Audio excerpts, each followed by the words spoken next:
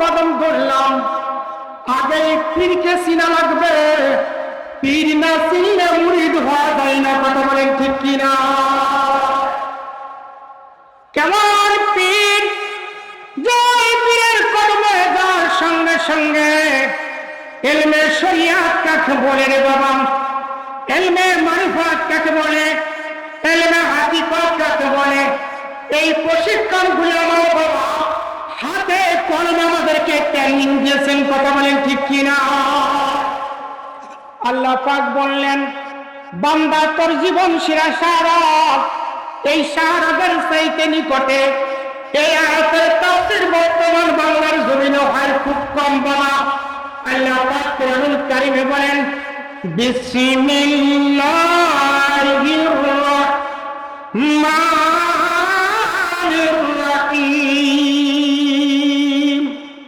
ওয়া নাহনু আকরাবু ইলাইহি মিন হাবলিল ওয়ারিদ।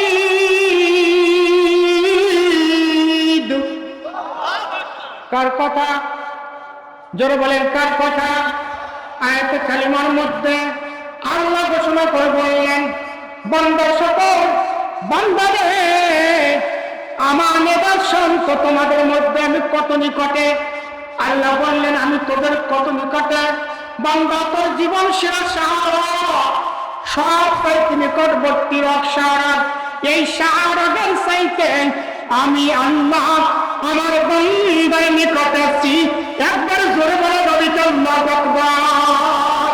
মান্না গুঞ্জম বরজমিন আসমান, মান্না গুঞ্জম বরজমিন আসমান, লিখি গুঞ্জম দর কুলুবে মুমিনা, লিখি গুঞ্জম দর কুলুবে মুমিনা।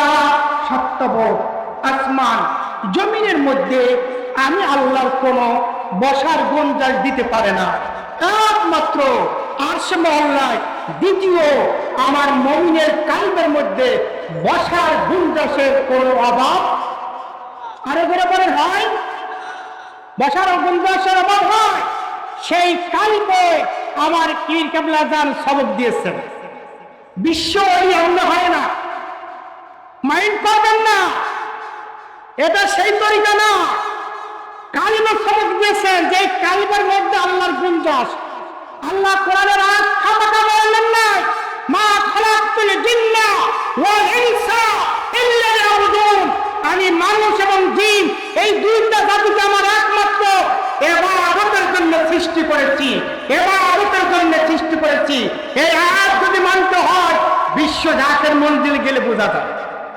এই আয়াত মানা হয় কিনা? রাত ৩টার থেকে মানা শুরু হয়। কয়টার থেকে? জলবায়ু কয়টার থেকে?